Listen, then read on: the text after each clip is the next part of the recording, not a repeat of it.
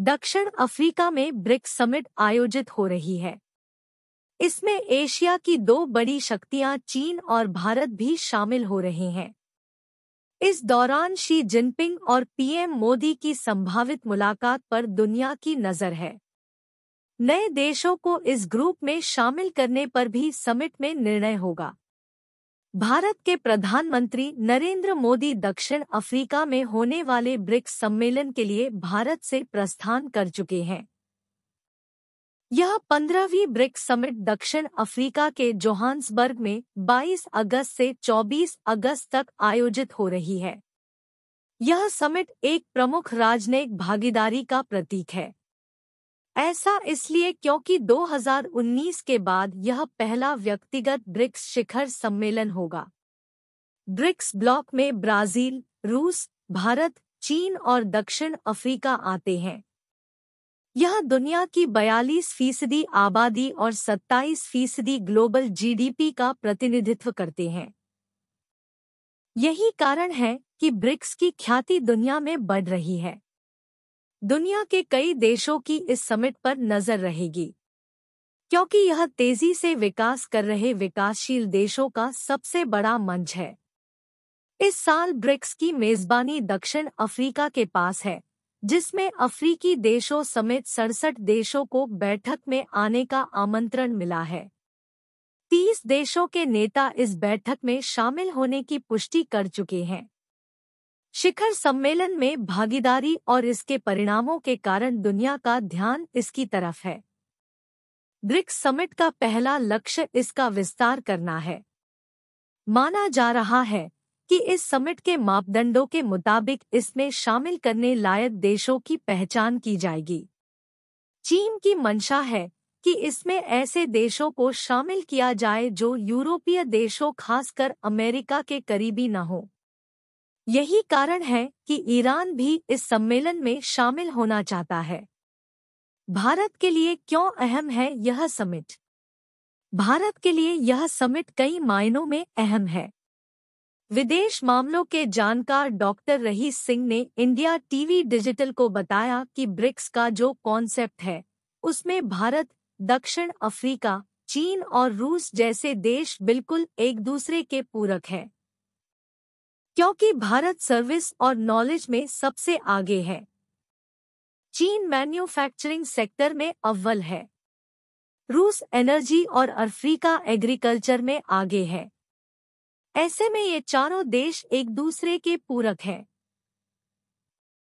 2010 में दक्षिण अफ्रीका को जोड़ा गया।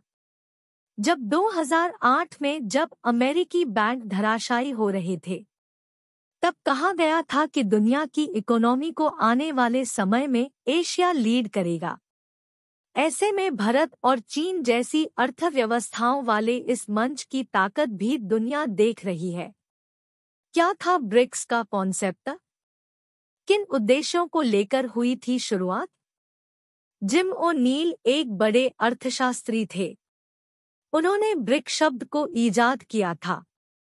इसका उद्देश्य था कि ग्लोबल इकोनॉमिक बिल्डिंग में ब्रिक निर्णायक भूमिका में रहेगा। दक्षिण अफ्रीका, रूस, चीन और भारत, इन चारों देशों की इकोनॉमी को बूस्ट करने के लिए इसका ईजाद हुआ था।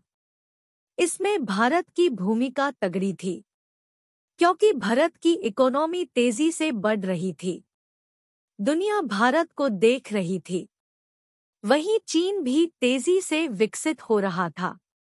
ज्यादा देशों के जुड़ने पर क्या होगा नुकसान? जानिए क्या कहते हैं एक्सपर्ट। विदेश मामलों के एक्सपर्ट रहीस सिंह ने बताया कि एलएसी के कारण जरूर थोड़ा अवरोध है, पर आर्थिक रूप से भारत और चीन ब्रिक्स के मंच पर एक हैं, क्योंकि दोनों के कारोबार में बढ़ोतरी हो रही है।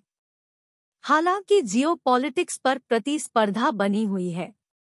एक्सपर्ट की राय, ब्रिक्स को ब्रिक्स ही बने रहने दें। कई देश इस ब्रिक्स का हिस्सा बनना चाहते हैं, लेकिन कौन सा देश इसमें शामिल होगा या नहीं, यह तय करेंगे ब्रिक्स के 5 अहम देश। इनकी पूर्ण सहमति जब तक नहीं बनती, तब तक कोई नया देश मेंबर नहीं बन पाएगा।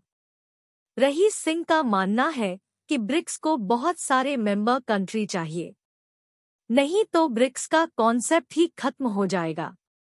ब्रिक्स को ब्रिक्स ही बने रहना चाहिए। ब्रिक्स में शामिल होना चाहता है ईरान। ब्रिक्स शेरपाओं की एक रिपोर्ट, जो समूह के भीतर चर्चा का नेतृत्व करती है, पिछले महीने विदेश मंत्रियों को सौंपी गई थी। यह रिपोर्ट शिखर सम्मेलन के दौरान नेताओं को प्रस्तुत की जाएगी, जिसके बाद विस्तार को अंतिम रूप दिया जाएगा। ईरान ब्रिक्स में शामिल होना चाहता है। ईरानी राष्ट्रपति ने पिछले सप्ताह पीएम मोदी के साथ चर्चा की थी। ईरान वैसे भी अमेरिका का दुश्मन है। वहीं दूसरी ओर चीन ने भी पिछले दिनों शिया देश ईरान और सुन्नी देश अरब के बीच सुलह और दोस्ती कराई थी। भारत के भी ईरान से पारंपरिक संबंध है। चाबहार पोर्ट और गैस पाइपलाइन के साथ ही ईरान के साथ हमारे परंपरागत कारोबारी रिश्ते भी रहे हैं।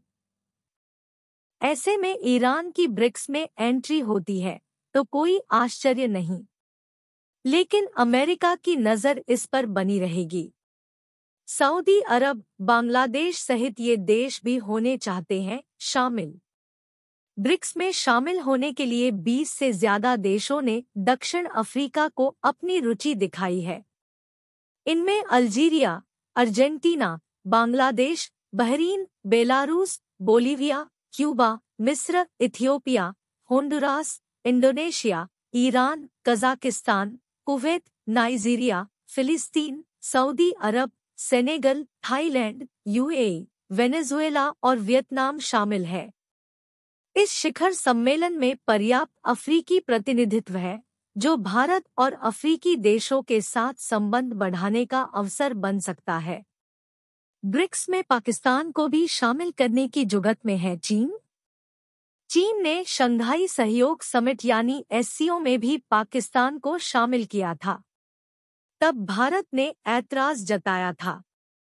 चूंकि पाकिस्तान की हालत पहले से ही कंगाल है और यह संगठन तेजी से विकास कर रहे देशों का है, इसके बावजूद चीन कंगाल, बदहाल और राजनीतिक रूप से अस्थिर पाकिस्तान को ब्रिक्स में एंट्री कराने की कोशिश कर सकता है। उधर पाकिस्तान भी इस ग्रुप में एंट्री के लिए छटपटा रहा है। दरअसल पाकिस्तान कई अलग अलग मंचों से इस ग्रुप में शामिल होने की इच्छा जता चुका है। हालांकि आधिकारिक रूप से ब्रिक्स में शामिल होने के लिए उसने अभी तक आवेदन नहीं किया है, लेकिन पाकिस्तान का खास दोस्त चीन ब्रिक्स का अहम हिस्सा है। ऐसे में चीन फिर कोई उल्टा कदम उठा सकता है। क्या पीएम मोदी और जिनपिंग का होगा सामना? पीएम नरेंद्र मोदी दक्षिण अफ्रीका की यात्रा पर रवाना हो चुके हैं। वहीं चीन के राष्ट्रपति शी जिनपिंग भी इस सम्मेलन में भाग ले रहे हैं। चीनी विदेश मंत्रालय के प्रवक्ता हुआ चुनिंग ने कहा, दक्षिण अफ्रीका के राष्ट्रपति सिरिल रामाफोसा के निमंत्रण पर राष्ट्रपति शी जिनपिंग ब्रिक्स शिखर सम्मेलन में भाग लेंगे। मार्च में रूस की आधिकारिक राजकीय यात्रा के बाद यह शी जिनपिंग की 2023 की दूसरी इंटरनेशनल यात्रा होगी। यहाँ भारतीय पीएम नरेंद्र मोदी और शी जिनपिंग की मुलाकात संभव हो सकती है। ऐसे समय में जबकि चीन और भारत एलएसी पर सैन्य स्तर की बातचीत कर रहे हैं और गलवान का टकराव भी हाल के वर्षों में हुआ है, इन सबके बीच चीन के राष्ट्रपति जिनपिंग से पीएम मोदी की मुलाकात पर दुनिया की नज़र है।